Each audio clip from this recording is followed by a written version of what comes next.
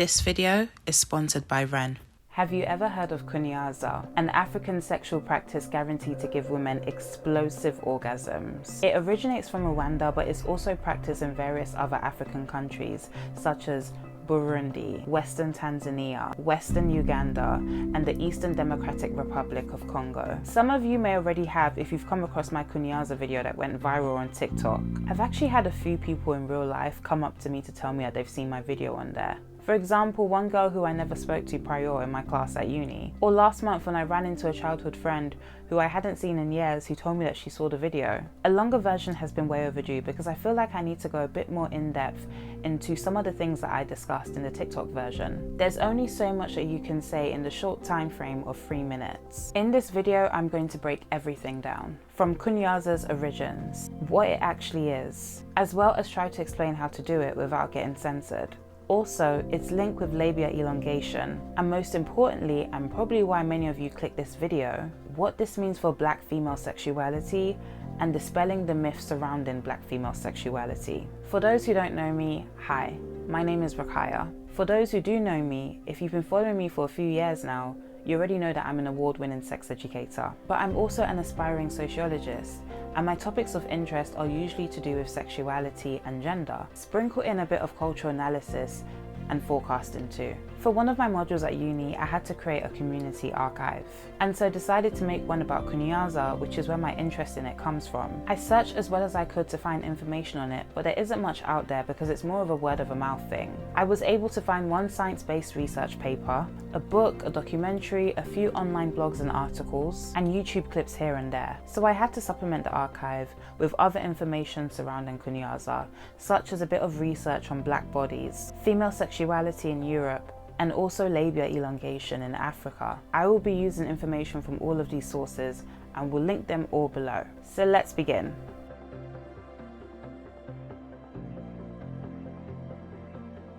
The word KUNYAZA means to urinate, but not literally. It basically refers to female ejaculation. It is said to have originated from pre-colonial times when the queen of the 3rd dynasty felt lonely due to the king leaving for war. So she sought out a bit of a distraction and found it in a guard called Kamagare. The anxious guard found himself in her quarters and in her bed, but due to fear, he just kept missing her magical entrance.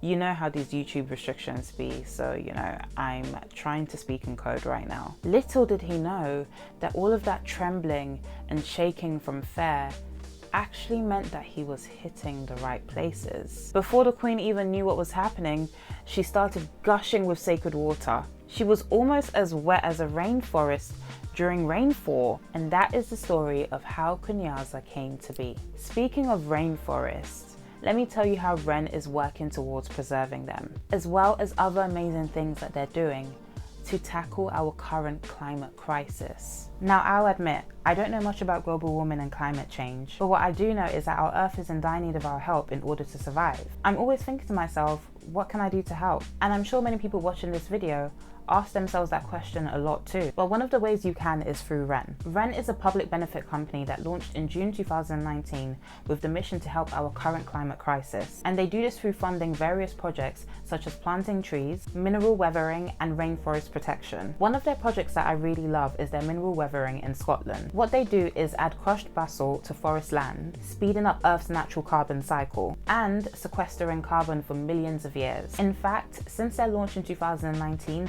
they've sent over $1 million to fund such projects. And they're only just getting started. Now, where do you come in? By answering a few questions from Ren in order to find out your carbon footprint and how you can reduce it. Bearing in mind, it's impossible to reduce it to zero, but you can offset the amount that you have left, and that's a huge deal in the grand scheme of things. I'm guessing your next question is, how do you offset? By making a contribution every month to help towards funding these projects. You will receive monthly updates from the projects that you support, like what your money's being spent on, photos and details of every tree being planted, every acre being reforested, every ton of carbon being offset. So my beautiful people, offset your carbon footprint on Ren today. The first 100 people who sign up using the link in the description will have 10 extra trees planted in their name. Thank you, Ren, for sponsoring this video.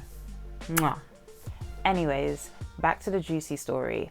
So I bet you're wondering, what did the guard do that was so special? Or you could be thinking, How the hell did he trigger the sacred water without even being inside? Well, Dr. N. Bizimana actually went in depth with illustrations and all to explain the techniques. Bizimana is the only person that I have seen write an academic article solely about Kunyaza. In fact, when I was researching before, I saw in other articles about relating topics cite his paper. I hope more people do academic research into it. He has also written 2 books in French and German about Kunyaza. In his article, Another Way for Love Making in Africa, Kunyaza, a traditional sexual technique for triggering female orgasms at heterosexual counters, he explains that, okay, so in my original script, I actually wrote over a page worth of explanation on how Kunyaza is performed. But after reading it back, I was like, eesh, even in coded language, it still may be too much for the rules on this platform. But what I will say though is that Kunyaza is supposed to trigger female orgasms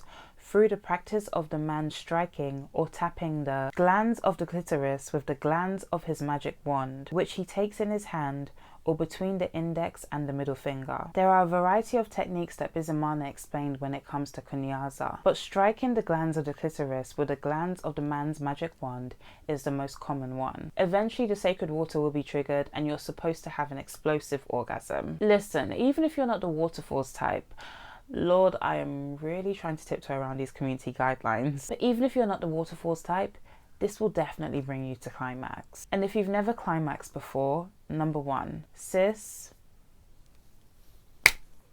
take my hand. No more depriving yourself. No more dating men who don't give an F about your pleasure. It's time to put yourself first. And number 2, Kunyaza will surely help you get there. Like if Kunyaza is done right, your partner is hitting the right spots, you're communicating, they're focusing on the external, you will reach climax. Like you will. I'm also aware that there are many women out there who have issues with orgasms that have nothing to do with their partner not caring about their pleasure or something like that. Sometimes it can be to do with personal issues such as sexual trauma or physical problems. In that case, I'm not an expert, so I do advise you to perhaps go and seek professional help. But aside from that, Kunyaza is definitely a spicy addition to the bedroom. I've also had a few lesbians ask me if they can do this with their partners.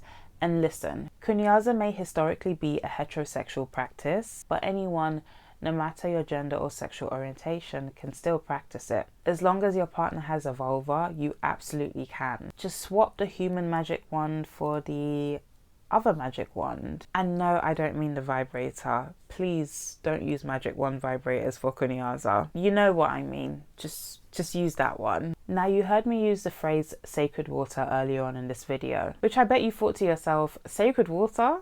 Sis is being mad creative with the coded language. Unfortunately, I can't take credit for the term sacred water. It's actually the name of an award-winning documentary by Olivier Jourdan, which was all about Kunyaza. It was released in 2016 and you can still watch it via the official website, or I think also on Amazon Prime. I personally watched it on the website and it was only €2.99 to rent for 48 hours.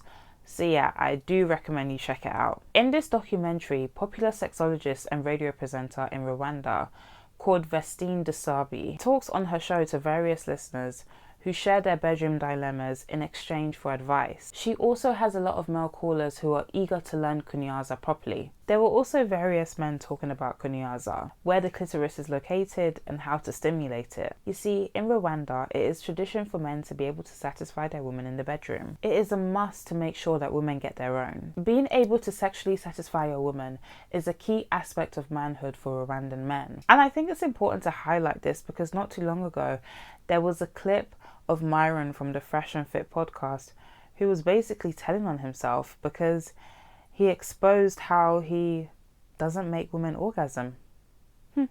It's way more important to protect her than to please her. Who gives a fuck about a woman's orgasm? It's useless. Right. Sorry. No. Wait a minute. You said who gives a fuck? Have a woman ever had an orgasm with you when you was having sex? Yeah, Do you know how that feels for you? Yeah, but I don't. I'm not like in there like trying to like make it happen. I just like do it. If it happens, awesome. If it don't, like, oh well. I'm so sorry to any woman that has slept with that man. I'm genuinely so sorry. In Rwanda, not being able to sexually satisfy a woman is seen as an unmanly thing for Rwandan men. Yet these red pill, alpha male, whatever you call them, have been bamboozled into believing the complete opposite. It's very embarrassing, if you ask me. It's very embarrassing. Are you not embarrassed? This is really embarrassing. Now, of course, there were many men who disagreed with what Myron said and were even like, bro, you literally just admitted on camera that you're rubbish in bed. But my point is that it's really important to see how other cultures define gender and sexuality for themselves, because the West really isn't the be-all and end-all. In fact, in this part of the world, female sexuality is highly suppressed, which has led to things such as the orgasm gap. I will speak more about the orgasm gap in future videos. But basically it means that there's a huge gap in orgasms between heterosexual men and women during sex. There are multiple studies and surveys and even books have been written on this. I'm not just speaking out of my ass here. Another thing that we're aware of is how black sexuality is portrayed in the West, especially black female sexuality. In the essay Black Bodies, White Bodies, toward an iconography of female sexuality in late 19th century art, medicine, and literature by American historian Sandra L. Gilman, he reveals the stereotypes made about black female sexuality and their roots in art, medicine, and literature, and how this gave rise to ideologies concerning white women and their own sexualities. Black women's bodies were viewed as an antithesis to white women's own. We have been painted as having huge animal-like sexual appetites. Black female sexuality has been misconstrued and misunderstood so much by European writers and scientists that we have actually become the symbol of black sexuality as a whole. This is what the Hottentot represents. Gilman states that the antithesis of European sexual mores and beauty is embodied in the black, and the essential black, the lowest rung on the great chain of being, is the Hottentot. The physical appearance of the Hottentot is indeed the central 19th century icon for sexual difference between the European and the black perceived difference in sexual physiology, which puzzled even early monogenetic theoreticians such as Johann Friedrich Blumenbach. I know you've heard of Saatchi or Sarah Baartman far too many times now, but she really is crucial to the image of black female sexuality that we see today. What Europeans found most peculiar about Sarah Baartman were her genitals, which was referred to as the Hottentot apron. For those who don't know what the Hottentot means, it was basically an offensive racial term used to refer to the Kwekwe people of southern Africa. The reason why Kwekwe women's genitals were referred to as aprons was because they practiced a tradition of labia stretching or elongation, which is also known as gukuna in Rwanda. Labia stretching is very popular in the southern and eastern parts of Africa, such as the countries that I mentioned earlier on in this video. In the documentary Sacred Water, there was a clip of secondary school girls, I think around the age of 16, discussing labia stretching, how to do it and what it's for. They discussed how important it is for satisfying your husband and how it makes sex much more pleasurable for him. They also brought up the idea that it's meant to make the woman feel good too. In the essay, The Social Vagina, Labia Elongation and Social Capital Among Women in Rwanda by Josephine Larson, they discussed how young girls will perform labia stretching on each other and the social capital that this generates, and how not having your labia elongated can lead to social exclusion. For example, traditionally, women who had not stretched their labias were viewed as not being fit for marriage. Not having your labia pulled could actually result in a woman being sent back home to her parents and her marriage even being cancelled. Some Rwandan men have even expressed that they will not date a woman who has not had her lips pulled. Having long lips is not only viewed as custom, but is also viewed as sexy by the people who belong to the cultures that practice it. Which is interesting because here in the West, it's very common to hear white women express their disdain for having longer lips. One of my favourite content creators online, Self-Acceptance of Jess, regularly talks about being self-conscious about her lips. Crazy. There are even surgeries such as labiaplasty, which many women and young girls are getting over here in the UK on the NHS. Labiaplasty is basically a cosmetic procedure which trims and shapes up your lips so that your vulva looks more neater and tucked. And one thing that I'm so curious about is whether this is a racial thing. I would love a researcher out there to gather qualitative and quantitative data on the amount of women that get labiaplasty each year and what race or ethnic group they belong to. Because I don't think that many black women have a complex with the size of their labia lips. Obviously, this point of view has no empirical research to support it. I'm just speaking from my own personal opinion here. I won't be surprised if many black women comment underneath this video, "Actually sis, growing up, I was mad self-conscious about how my vulva looked." But growing up around black people and attending a girls' school that was predominantly black, I never heard anyone express a disdain for having outy lips. Listen, I grew up to music with lyrics that would say things like, "Girl, your pum pum so fat," or something like that. All of my UK people, or just anyone who grew up hearing bashment at like raves, parties or functions, you all know that bashment glorifies fat pum pum. There's not a single song in this genre that won't mention fat pum pum. You so fat. Wow. You so obese.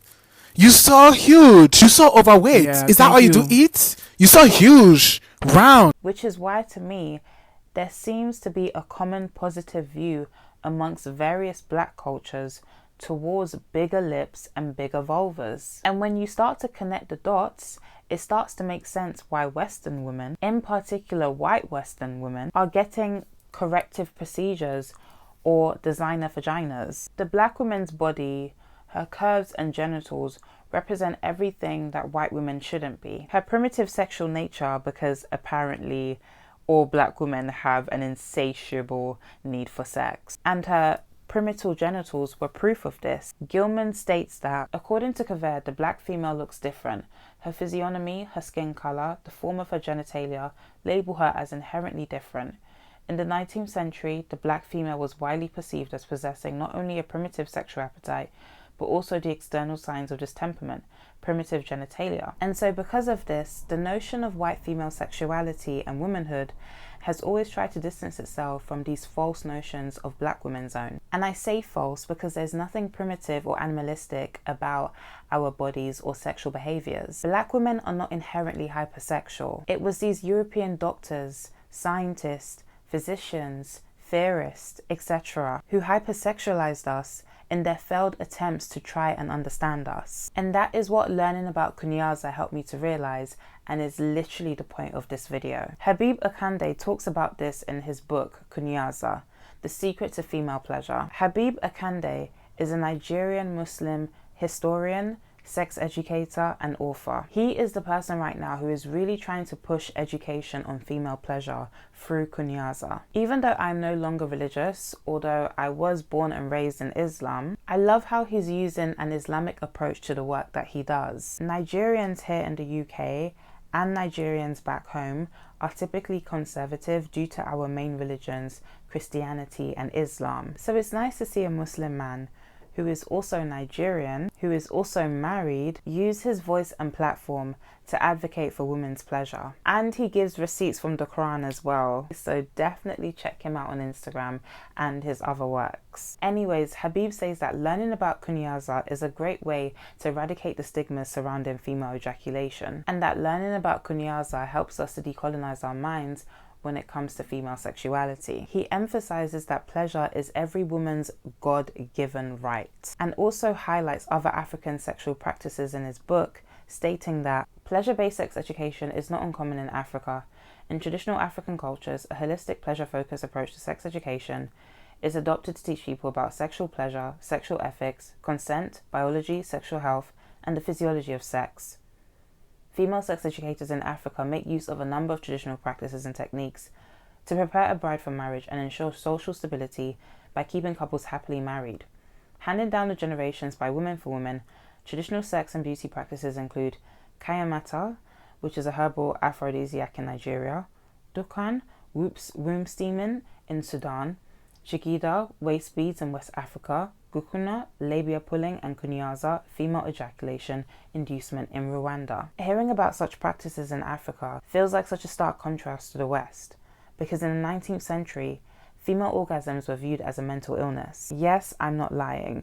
This is the kind of BS that white women had to put up with. Orgasms were referred to as hysteria in the 19th century and were usually treated in odd and sometimes terrifying ways, such as removing the clitoris as a whole. During this period in European history, women would visit their doctors to complain about their hysteria symptoms such as sleeplessness, anxiety, wetness between their legs, and erotic fantasies. So doctors would treat them using all sorts of techniques such as massaging their genitals and even hosing their vaginas with water to relieve them. They called it hysterical paroxysm, which was basically a medical term for female orgasm. I know it sounds crazy how doctors were so clueless about something that was so natural, but you see, back then they didn't believe that women experienced pleasure outside of penetration with a penis. In fact, Sigmund Freud, who is regarded as the father of psychoanalysis, came up with the theory of penis envy, which is basically the stage of development in young girls when they realize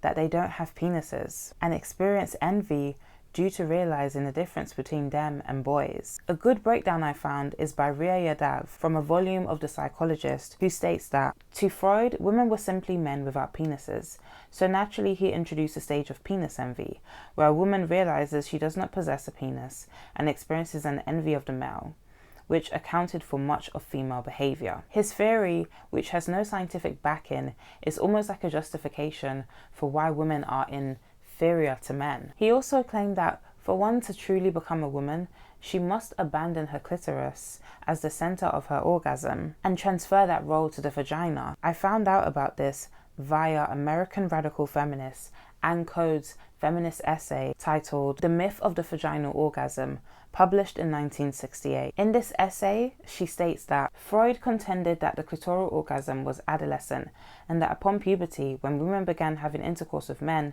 women should transfer the center of orgasm to the vagina. The vagina, it was assumed, was able to produce a parallel but more mature orgasm than the clitoris.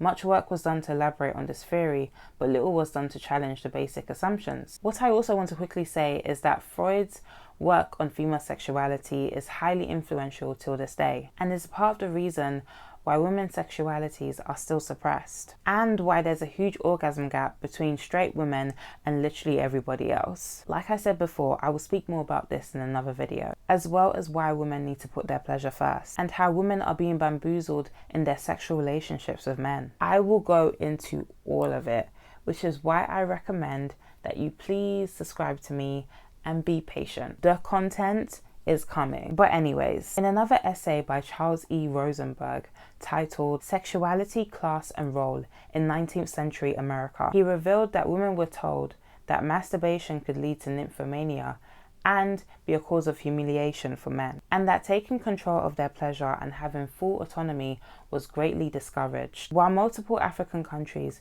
were engaging in a sexual practice such as KUNYAZA that placed emphasis on women's pleasure and sexual gratification, women in Europe and America were being convinced that their orgasms were a mental illness and non-feminine. And this is why I say that it's no wonder that black women were hypersexualized through the white gaze. The existence of KUNYAZA completely dispels the negative stereotyping of black women having insatiable sexual appetites, and instead shows that when it comes to female sexuality, Western research and ideas cannot only be the point of call. KUNYAZA represents sexual equality for women and a positive outlook on black female sexuality. Now, despite all this, we have to be real and not sugarcoat everything. Africa as a whole is not a sex haven, and I want to make that very clear. Yes, there are many practices which actually embrace female sexuality and understand the importance of female pleasure, but most African countries are historically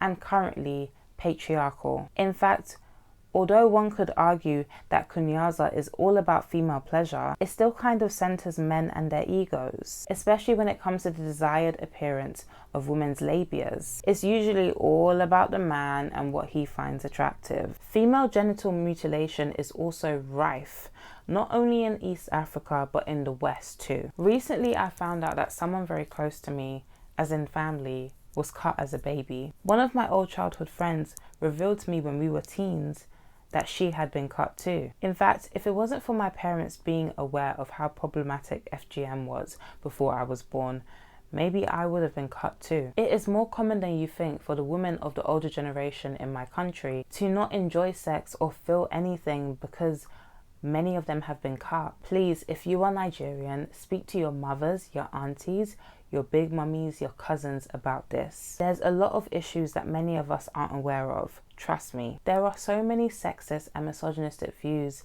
and even laws against women in my country and in many others in Africa. So please don't take this as me saying that Africa is a sex haven and Europe is a sex hell, because that's not simply the case. Nor is it so black or white. There is a lot of nuance when it comes to the discussion surrounding female sexuality throughout history. And some of that nuance is what I wanted to show you in this video through highlighting an African sexual practice such as KUNYAZA. This video I believe is helpful for all women, but is specifically targeted at black women, because I believe that it's important for us to see positive images and examples of black female sexuality outside of the white gaze. This, in my opinion, is how we can free ourselves from the negative stereotypes that have been created about us outside of our communities, from the outside narratives that continue to purposely misunderstand us and our sexualities. The reason why I stress so hard for you to look at other African cultures and traditions is not for you to westernize them or to view them through a Western lens. It is so that you can take off those lenses, look at them, and then start to reimagine yourself in new ways. From your gender expression to your sexuality, femininity, beauty, womanhood. That is what Patricia Hill Collins meant by self-definition and why I will keep on banging on about it. Stepping away from the outside noise, the outside definitions that people have placed on you, and creating your own, to me, is true liberation. In my previous video, I gave advice on how to do this from a beauty aspect. Now in this video, I hope I've inspired you to step into your own sexual liberation journey.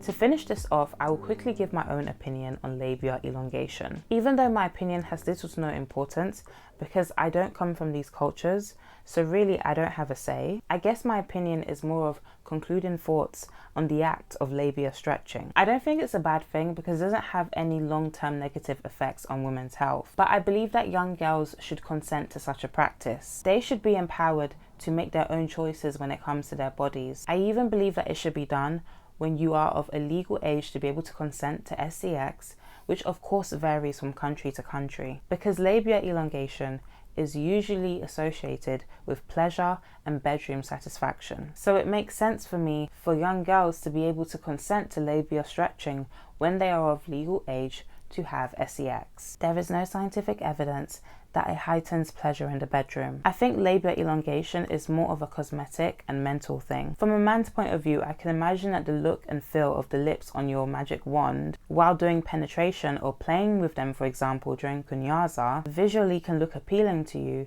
which in turn will make you more aroused. From a woman's point of view, I don't think it's too far-fetched to say that there are women out there who might say that, yeah, whenever my man plays with my lips, it actually feels good and heightens my pleasure. There may not be any scientific studies, but it wouldn't surprise me if there are women who can testify to this. Not to mention, like I said earlier, longer lips are viewed as sexy and attractive to the people who practice this tradition. As a black woman who grew up in the West, I don't think I'm in any position to tell women who practice labia elongation whether it's right or wrong. Whether it's right or wrong should be based on how the women from that culture feel. For example, with FGM, most of the people who are advocating against it are women who grew up in cultures where FGM is prevalent. They are the ones who have decided that FGM is wrong. But with labia elongation, I always hear mixed opinions. Some say it's unethical, and their reasons why is either that it's painful or because girls don't usually consent. Others say that it should still remain within their culture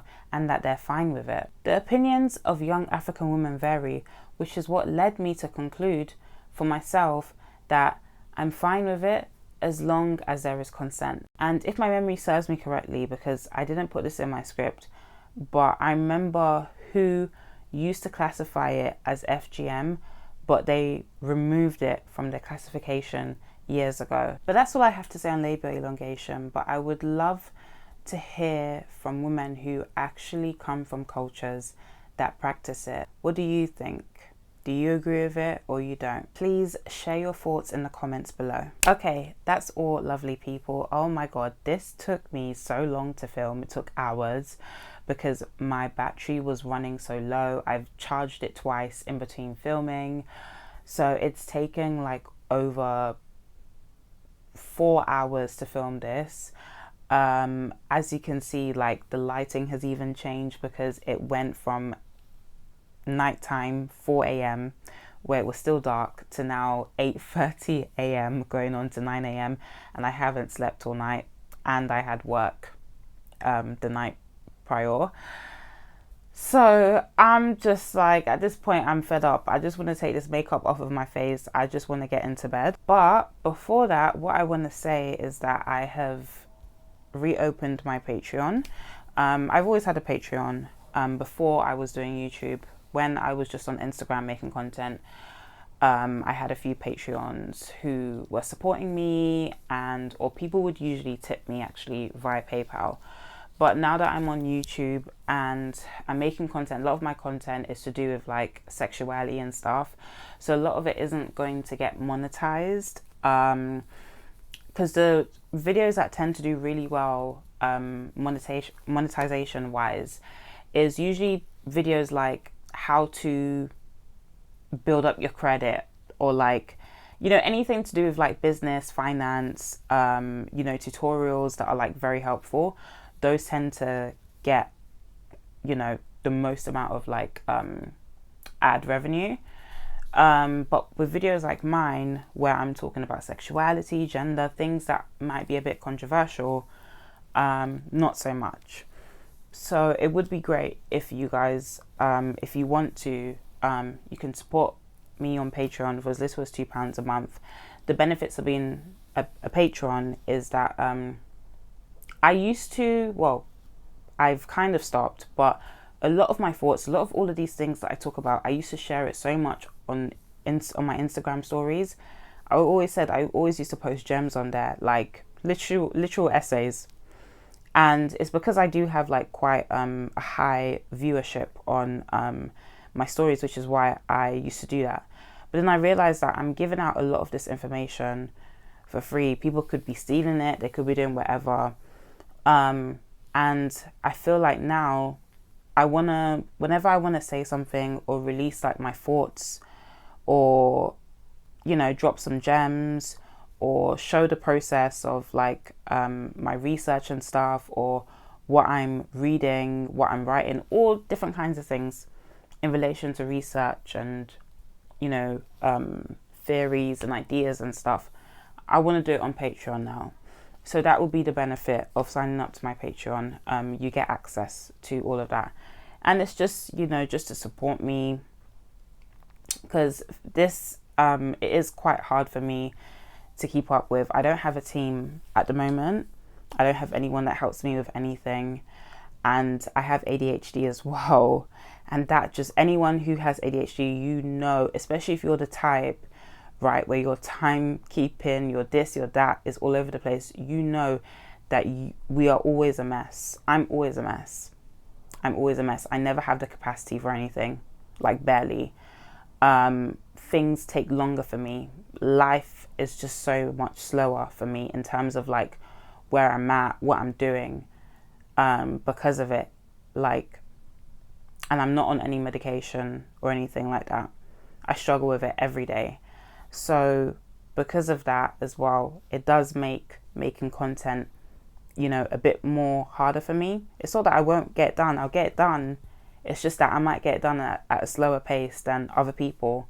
And that's, you know, it is considered to be a learning difficulty, I think. And that's the thing I always tell people. It's not like I can't do things. It's not like I can't do it. It's just that my method of doing it is different. And it might take me a bit longer, but I'll get it done. Like, and so with this, that's the same thing that I'm going to tell you guys. Like, there's just so many ideas that I don't want to go to waste. And I'm not going anywhere. Like, I'm telling you guys now, I'm not going anywhere. But it's just, I just always ask for your patience and grace. Yeah, the Patreon link will be below. Please do sign up. And also, what's the other thing? Yeah, follow me on my other platforms, Instagram, TikTok. I post on those platforms frequently as well. And oh yeah, I want to say, do you guys like my fit for today? It was indie sleaze inspired. Oh god, yes, indie sleaze. Sorry, it's because I'm just so fed up already of filming. Oh, I had more bracelets, but I took them off because I thought they'll be jingling too much on the mic. But those are all my bracelets. This is one of my favorite bracelets. It's a Hello Kitty one. Don't know if you can see it, but it's Hello Kitty. Yeah, I love me in accessories. You know, I love me accessories. I don't leave my house without loads of accessories. So yeah, this is indie. This isn't, I call it an indie sleaze inspired glam decor look. Glam decor is one of my aesthetics. Well, yeah, it's one of my style aesthetics. And my top says the mediocre baddie, which I'm thinking to make t-shirts on. Do you guys think I should do it? And if so, would you buy a t-shirt? Because I think, yeah, I like the slogan so much. And I'm also wearing, I don't know if you guys can see, but I'm also wearing the referee socks, which was very popular during the indie sleaze era, the sweatbands, the slogan tee, and I've also got on the sports shorts as well, like kind of like mimicking the American Apparel kind of look. Anyways, guys, I'm talking too much now. I just need to go. So hope you enjoyed this video, and I'll catch you guys in the next one. Bye.